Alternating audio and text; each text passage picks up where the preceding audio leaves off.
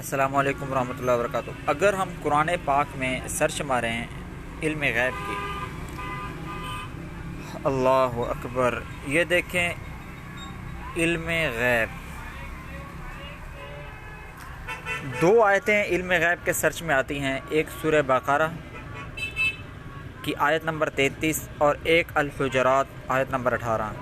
اب اس میں اندر کیا ہے، اس کے اندر دیکھیں، قال یا آدم انبئہم باسمائہم، اے آدم ہمیں بتا دیجئے نام، انبئہم باسمائہم، ان تمام چیزوں کے نام۔ جب آدم علیہ السلام نے بتا دیے، قال الم اقل لکم انی اعلم، اب یہاں پر اللہ تعالیٰ نے کیا فرمایا، انی اعلم غیب السماء۔ اب علم غیب اکٹھا ہے اور نسبت کیا ہے، کس کی طرف ہے، اللہ تعالیٰ کی طرف ہے۔ قال الم اقل لکم، تو اللہ تعالیٰ کیا فرماتے ہیں کہ الم اقل لکم، میں تم سے نہیں کہتا تھا، کیا نہیں کہتا تھا کہ بے شک میں جانتا ہوں غیب السماوات والارض، زمین و آسمان کے غیب کو، اعلم غیب، علم الغیب اکٹھا، نسبت کس کی طرف ہے، اللہ تعالیٰ کی طرف، ایک آیت۔ اور دوسرا ہے یہ سورہ حجرات آیت نمبر 18۔ آیت نمبر 18 کیا ہے، ان اللہ یعلم غیب السماوات والارض، کہ بے شک اللہ تعالیٰ آسمان و زمین کے علم غیب، یعلم غیب السماوات، یعنی کہ علم غیب اکٹھا ہے لیکن نسبت کس کی طرف ہے، اللہ کی طرف، ضمیر کس کی طرف لوٹ رہی ہے، اللہ تعالیٰ کی طرف۔ یہی آپ کو بتانا مقصود ہے کہ ان اللہ، یعنی قرآن پاک میں علم غیب۔ اچھا، اب ہم نے علم غیب تو سرچ مار لیا، اب ہم ماریں گے سرچ جو ہے عالم الغیب، اس کے بارے میں بھی رزلٹ دیکھ لیتے ہیں کیا ہے۔ اب یہ ہے عالم الغیب۔ اب عالم الغیب کا جب ہم نے سرچ کیا تو اس کے 12 آیتیں نکلی ہیں، اللہ اکبر۔ سب سے پہلی آیت کون سی ہے، الانعام، سورہ انعام کی آیت نمبر 73، ایسے ہی ہے، 7واں پارہ، کیا ہے، وَهُوَ الَّذِي خَلَقَ السَّمَاوَاتِ وَالْأَرْضَ بِالْحَقِّ وَيَوْمَ يَقُولُ كُن فَيَكُونُ قَوْلُهُ الْحَقُّ وَلَهُ الْمُلْكُ يَوْمَ يُنفَخُ فِي الصُّورِ عَالِمُ الْغَيْبِ وَالشَّهَادَةِ۔ عالم الغیب اب کون ہے اس کے اندر، اس کے اندر دیکھیں نا کہ وہ اللہ جس نے پیدا کیا آسمان کو زمین کو حق کے ساتھ، بالحق، ٹھیک ٹھیک، وَيَوْمَ يَقُولُ كُن فَيَكُونُ، اور جس دن وہ کن کہے گا تو وہ سب کچھ ہو جائے گا، اسی کا جو ہے قول مانا جائے گا، اسی کے لیے ملک ہیں، اور وہی جو ہے جس دن سور کے اندر پھونک مارے گا، تو عالم الغیب والشہادہ، غیب اور حاضر کو جاننے والا، عالم الغیب، علم غیب، یہاں پر عالم الغیب اکٹھا آیا، وَهُوَ الحکیم الخبیر، پوری آیت کے اندر اللہ تعالیٰ کا تذکرہ ہے، یہاں پہ کسی نبی کا تذکرہ نہیں، ایک آیت۔ اچھا، اس کے بعد آ گئی دوسری آیت، سورۃ توبہ کی آیت نمبر 94، سورۃ توبہ آیت نمبر 94۔ آیت نمبر 94 کیا، یعتذرون الیکم اذا رجعتم الیہم قل لا تعتذروا لن نؤمن لکم قد نبأنا اللہ من اخبارکم وسیر اللہ عملکم، اور ان قریب دیکھ لے گا اللہ اور اس کا رسول، اللہ عملکم ورسولہ، اللہ اور اس کا رسول تمہارے عمل کو دیکھ لے گا، ثم تردون الی عالم الغیب والشہادہ، ثم، پھر تم لوٹائے جاؤ گے کس کی طرف، عالم الغیب والشہادہ کی طرف۔ تو اب ہم دیکھتے ہیں اس کی تفسیر میں دیکھتے ہیں کیا ہے۔ اب دیکھیں،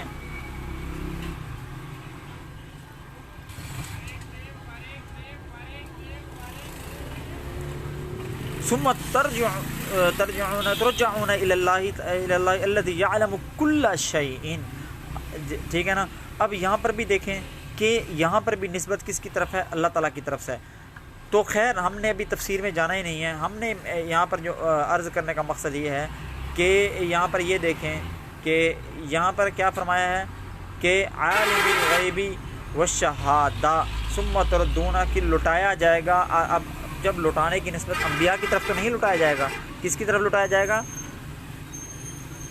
کس کی طرف لٹایا جائے گا، اللہ تعالیٰ کی طرف، قیامت کے دن۔ اب یہاں پر بھی، کیونکہ یہاں پر میں تفسیر اس لیے نہیں کر رہا، انشاءاللہ ان آیات کی تفسیر، ترجمہ تفسیر، اگر آپ کے پاس وقت ہے تو آپ خود دیکھ لیں، ورنہ انشاءاللہ میں اس پر بھی بات کروں گا۔ میں صرف ابھی آپ کو قرآن مجید کی عبارات عربی سے صرف میں آپ کو ثابت کرنے کی کوشش کر رہا ہوں تو کل کیونکہ اس کے 12 حوالے تھے، دو حوالے ہو گئے۔ تیسرا سورہ توبہ آیت نمبر 105، وَقُلْ اعْمَلُوا فَسَيَرَى اللَّهُ عَمَلَكُمْ وَرَسُولُهُ، وہی ہے وَسَتُرَدُّونَ إِلَىٰ عَالِمِ الْغَيْبِ وَالشَّهَادَةِ۔ اب یہاں پر بھی کیا ہے کہ لٹایا جائے گا کس کی طرف؟ عالم الغیب والشہادہ۔ اب عالم الغیب والشہادہ کی طرف لٹایا جائے گا۔ فَيُنَبِّئُكُمْ، اعمال کا بدلہ کون دے گا قیامت کے دن؟ اللہ تعالیٰ۔ ٹھیک ہے، اب یہاں پر بھی کس کی نسبت کس کی طرف ہے؟ اللہ تعالیٰ کی طرف۔ 2 آیتیں۔ اچھا تیسری ہے، ہم نے 2 دیکھ لیں بلکہ 3 دیکھ لیں، چوتھی ہے سورہ رعد۔ سورہ رعد کی آیت نمبر 9، عالم الغیب والشہادۃ الکبیر المتعال۔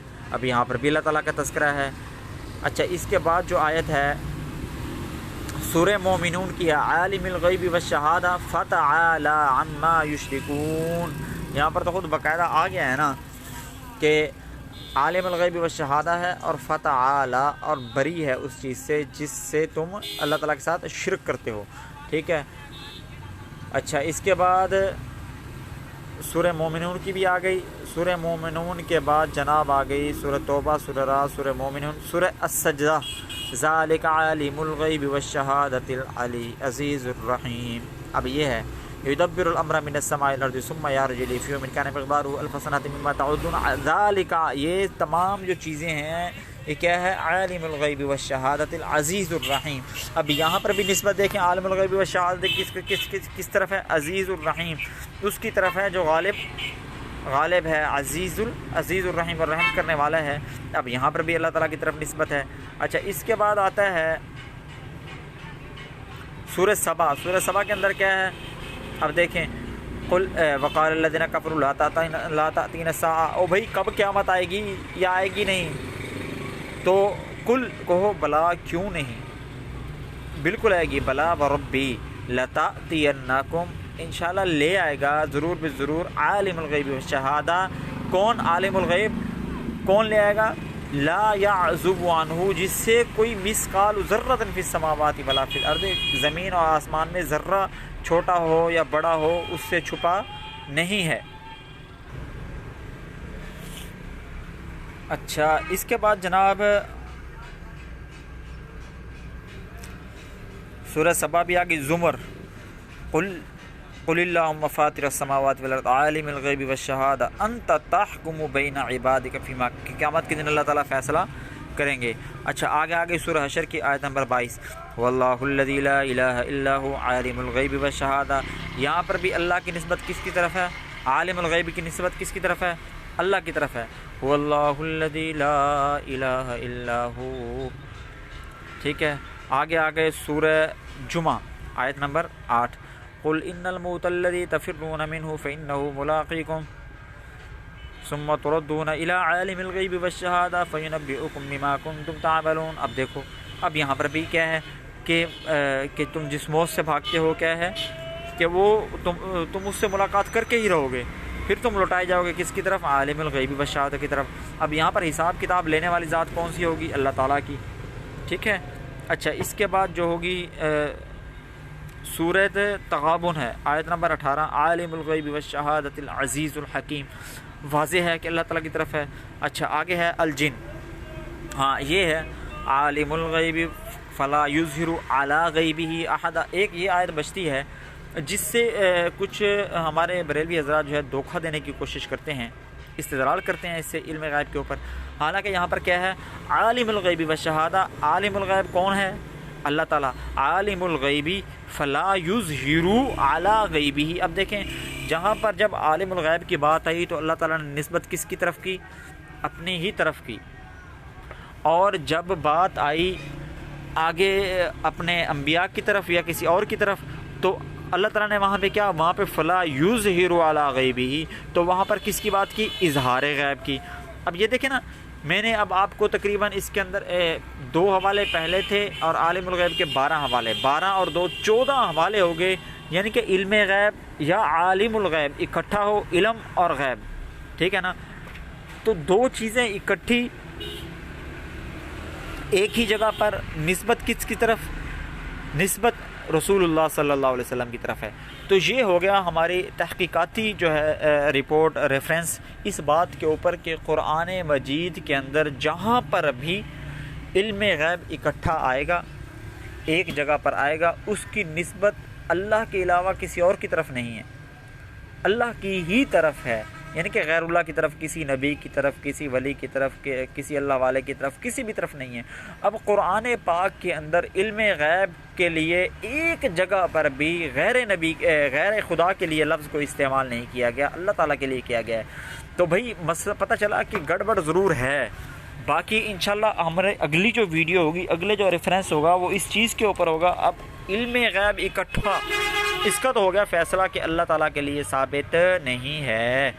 अब इसके बाद जो होगा इंशाल्लाह हम फ़ैसला इस बात के ऊपर करेंगे कि आया गैब अकेला लफ्ज़ गैब, बाकी इंशाल्लाह अगली जो तहक़ीक़ होगी वो होगी इस बात के ऊपर कि कहीं पर गैब आ गया है, कहीं पर इल्म आ गया है और अंबिया की तरफ निस्बत है, इसकी हकीकत क्या है, इसके अंदर इसकी वो यानी कि इसके अंदर की कहानी क्या है। इंशाल्लाह इसके बारे में भी मैं आपको इसके ऊपर भी वीडियो बनाई जाएगी। तो तब तक के लिए इजाज़त, अल्लाह हाफिज़।